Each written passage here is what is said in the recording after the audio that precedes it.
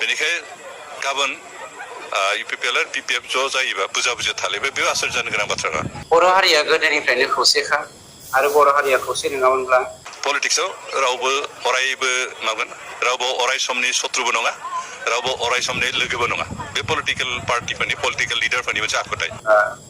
दिपेन बर'आ गावनि पेजनि गेजेरजों जा खावलायनाय बे खावलायनायखौ जों UPPL दोलोआ वेलकाम खालामखायो। गासिबो राजनिति हान्जायाथ' हारसिंनो गेलेखायो नङा होमबा आरो जोंबोथ' बुंदों UPPLआव बुंदों जोंबो हारसिंनो गेलेयो। फैबाय थानाय समाव गोरलैयैनो बिथांमोनहा जिहेतु मोजां प्लेयार जानो हायो आरो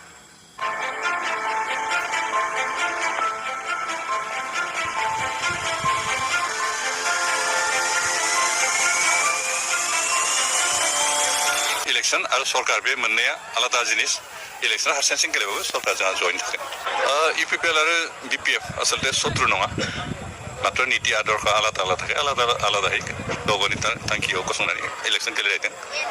दा पलिटिक्सआव रावबो अरायबो मागोन रावबो अराय समनि शत्रुबो नङा रावबो अराय समनि लोगोबो नङा बे पलिटिकल पार्टिफोरनि पलिटिकल लिडारफोरनि मोनसे आखुथाय। रावबो रावजोंबो पार्मानेन्ट बिदि शत्रुबो गैया रावजोंबो पार्मानेन्ट बिदि मित्रबो गैया।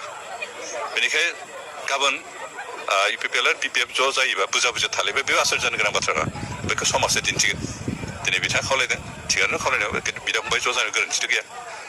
जोंहा बेक्ति हिसाबै हाग्रामा महिलारि बिथांजों प्रमद बर' बिथांजों बा आंजों सोरजोंबा BPFनि मोनसे बेक्तिगत शत्रुता गैया। जों बेक्तिगत हिसाबै जयैनो दं मात्र नीति आदर्श बेलेग बेलेगखाय जों आलादा गेलेलायदों। बेजों लोगोसे जोंनाव साब्रै BPFनि मैखोम दैदेनगिरिया दिनै जोंजों जइन जादों आरो बावैसोनो खम समनि गेजेरावनो 1000निख्रुइबो बांसिन BPFनि दैदेनगिरिफोरा UPPLआव जइन जागोन। बर' हारिया गोदोनिफ्रायनो खौसेखा आरो बर' हारिया खौसे नङामोनब्ला थांनाय 7000 बोसोराव बर' हारिखौ नासयनानै गादबनानै सोबख'नानै फोजोबनो नागिरनाय गोबां षड़यन्त्र जोङो लोगो मोनबोदों आरो जोंनि आजै आजौमोनाबो जोंनो फोरमायबोदों।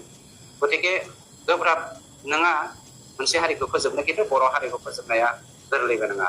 बे बेलायाव दुलाराय बर' फरायसा आफादनि आफादगिरि मानगिरि बिथां दिपेन बर'आ गावनि पेजनि गेजेरजों जा खावलायनाय बे खावलायनायखौ जों UPPL दोलोआ वेलकाम खालामखायो।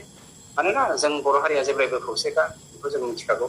खिन्थु जिखुनु राजनैतिक चक्राव गोग्लैनानै बर' हारिया जेन खैफोदाव दा थांथों बा जोबस्रांनानै दा थांथों बेखौसो बिथाङा खावलायदों। राजखान्थि बेलायावहाय खौसे जानो हायोबाथ' मोजां जोंनिफ्राय बुंनांगौ जेबो गैया। जोङो जेब्लायबो बर' हारिनि खौसेखौनो बर' फिसा हिसाबै आंबो लुबैयो आरो आंनि न'खराबो लुबैयो। पार्टिया जेखि साना खिन्थु आं व्यक्ति हिसाबै जोंनि बर' हारिया नांज्लाय खमलाय गासिखौबो दाङाबाजिखौ बावगारनानै खौसे जानायनि टाइमा निस्सय जोंहा गोनांथि।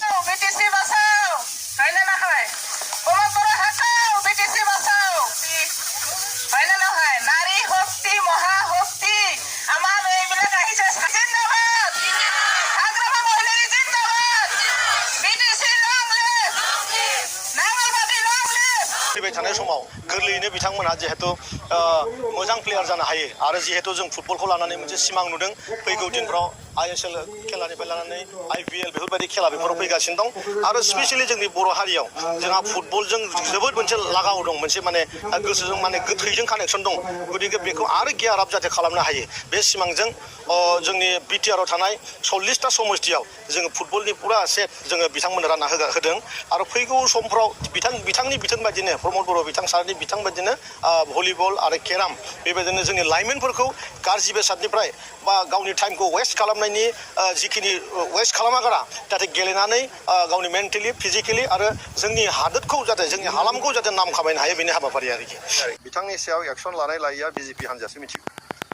दा चिफ मिनिस्टार बिथाङा मिथिगौ। गतिके दिनै जुदि प्रमद बर' सरकाराव बिथांखौ EMनिफ्राय ड्रप खालामदोंब्ला बेनि सिद्धान्तआ BJPनिफ्राय फैयो। बेखौ जोंनि UPPLआ खालामनो हाया। जों मोनसे गथ' बन्दनाव सोलिबाय थानाय जादों। जोंनि UPPLनि EMफोरनि सायाव माबा मोनसे सिद्धान्त लानांगौ जायोबा जों बेखौ सिदा सिदा UPPLआ हागोन आरो BJPनि EMफोरनि सायाव माबाफोर जुदि डिसिसन लानांगौ दङबा बेखौ BJPआ सिद्धान्त लागोन। गतिके दिनै इरावदेवा नार्जारिया बिथाङा BJPनिसो EM दिनै बिथांमोननि सिद्धान्त मथे ड्रप खालामनांगौ होननानै हरदों आरो बियो जोंनि UPPL BJPनि गेजेराव नांलायनायनि खुनु बाथ्रायानो गैया। बिथांमोननि सिद्धान्त बे सिद्धान्तखौ जों सिबनो होदों आरो सिबा बे मथेनो BJPनि EMखौ दाननानै होदों आरो बेवहाय सरकारा सरकारैनो दंबाय थायो मोजाङै सोलिबाय थादों आरो जोंनि जि गथ' बन्दन बेयो मोजाङै सोलिबाय थादों।